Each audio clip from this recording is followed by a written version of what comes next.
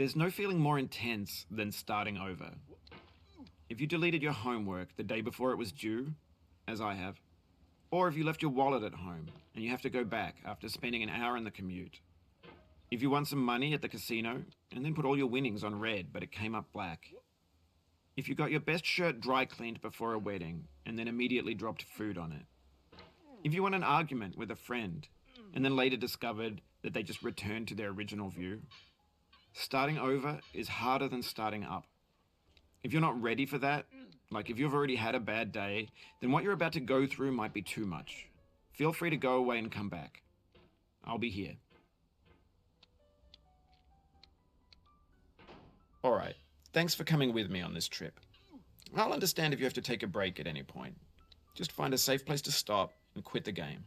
And don't worry, I'll save your progress, always, even your mistakes. This game is a homage to a free game that came out in 2002, titled Sexy Hiking. The author of that game was Jazuo, a mysterious Czech designer who was known at the time as the father of B games. And B games are rough assemblages of found objects. Designers slap them together very quickly and freely, and they're often too rough and unfriendly to gain much of a following. They're built more for the joy of building them than as polished products. In a certain way, Sexy Hiking is the perfect embodiment of a B game. It's built almost entirely out of found and recycled parts, and it's one of the most unusual and unfriendly games of its time. In it, your task is simply to drag yourself up a mountain with a hammer. And that act of climbing, in the digital world or in real life, has certain essential properties that give the game its flavor. No amount of forward progress is guaranteed. Some cliffs are too sheer or too slippery. And the player is constantly, unremittingly in danger of falling and losing everything. Anyway, when you start Sexy Hiking, you're standing next to this dead tree that blocks the way to the entire rest of the game. It might take you an hour to get over that tree, and a lot of people never got past it. You prod and you poke at it, exploring the limits of your reach and your strength, trying to find a way up and over. And there's a sense of truth in that lack of compromise. Most obstacles in video game worlds are fake. You can be completely confident in your ability to get through them once you have the correct method or the correct equipment or just by spending enough time. In that sense, every pixelated obstacle in Sexy Hiking is real. The obstacles in Sexy Hiking are unyielding, and that makes the game uniquely frustrating. But I'm not sure Jazuo intended to make a frustrating game. The frustration is just essential to the act of climbing, and it's authentic to the process of building a game about climbing. A funny thing happened to me as I was building this mountain. I'd have an idea for a new obstacle, and I'd build it, test it, and it would usually turn out to be unreasonably hard. But I couldn't bring myself to make it easier. It already felt like my inability to get past the new obstacle was my fault as a player rather than as a builder. Imaginary mountains build themselves from our efforts to climb them, and it's our repeated attempts to reach the summit that turns those mountains into something real. When you're building a video game world, you're building with ideas, and that can be like working with quickset cement.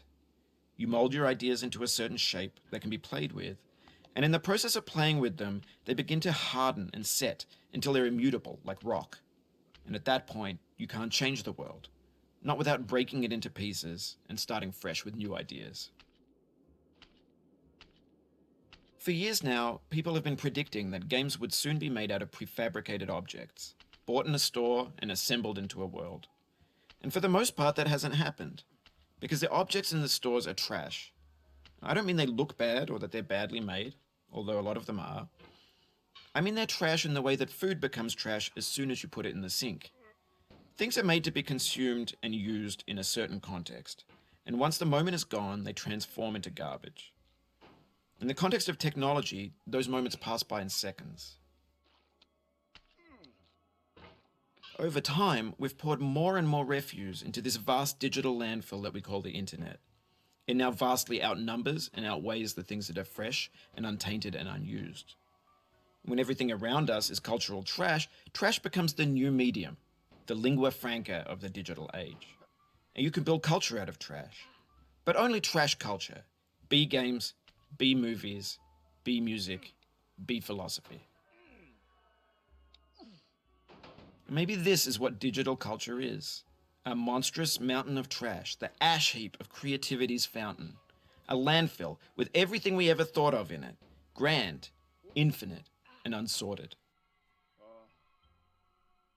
There's 3D models of breakfast, Gen X's fanfic novels, scan magazines, green screen Shia LaBeouf, banned snuff scenes on LiveLeak. Facebook's got lifelike bots with unbranded adverts and candid shots of Kanye and Taylor Swift mashups, car crash epic failed GIFs, Russian dashcam vids, discussions of McRibs, discarded, forgotten, unrecycled, muddled, rotten, untitled. Everything's fresh for about 6 seconds, until some newer thing beckons, and we hit refresh. And there's years of persevering, disappearing into the pile, out of style, out of sight. In this context, it's tempting to make friendly content that's gentle, that lets you churn through it but not earn it.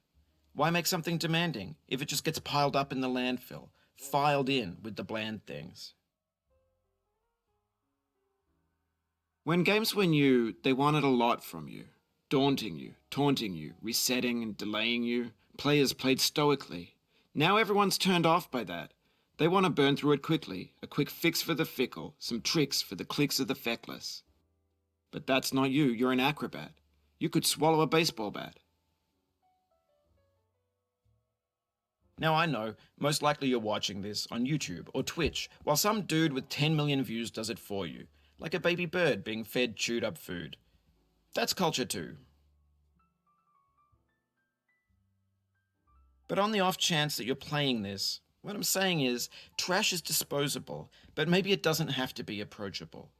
What's the feeling like? Are you stressed? I guess you don't hate it if you got this far. Feeling frustrated? It's underrated.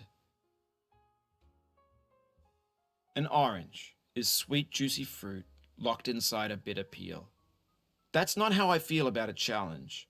I only want the bitterness. It's coffee. It's grapefruit. It's licorice. It feels like we're closer now. Composer and climber, designer and user. You could have refused, but you didn't. There was something in you that was hidden, that chose to continue. It means a lot to me that you've come this far, endured this much.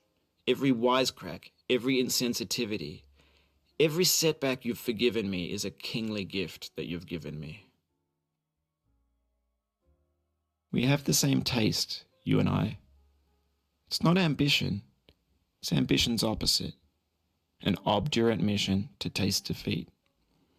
You'll feel bad if you win, so I put this snake in for you. Have you thought about who you are in this? Are you the man in the pot, Diogenes? Are you his hand? Are you the top of his hammer? I think not. Where your hand moves, the hammer may not follow, nor the man, nor the man's hand. In this you're his will, his intent, the embodied resolve in his uphill ascent. Now, you've conquered the ice cliff, the platforms, the church, and the rectory, the living room and the factory, the playground, the construction site, the granite rocks, and the lakeside. You've learned to hike. There's no way left to go but up, and in a moment I'll shut up. But let me say, I'm glad you came. I dedicate this game to you, the one who came this far. I give it to you with all my love.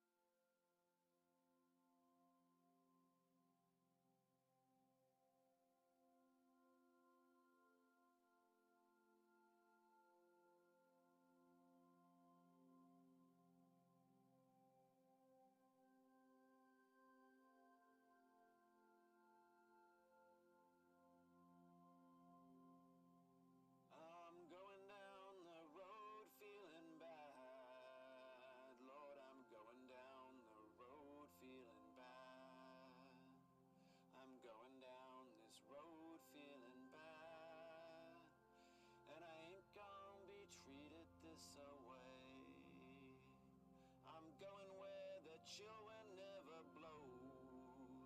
Lord, I'm going where that chill wind never blows. I'm going where that chill wind never blows. And I ain't gonna be treated this away.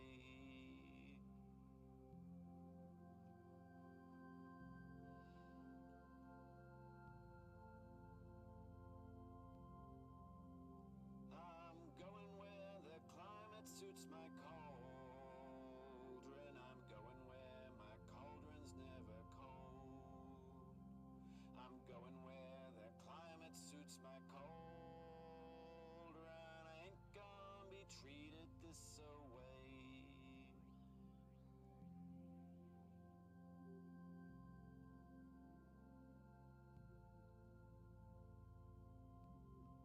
I'm going down this road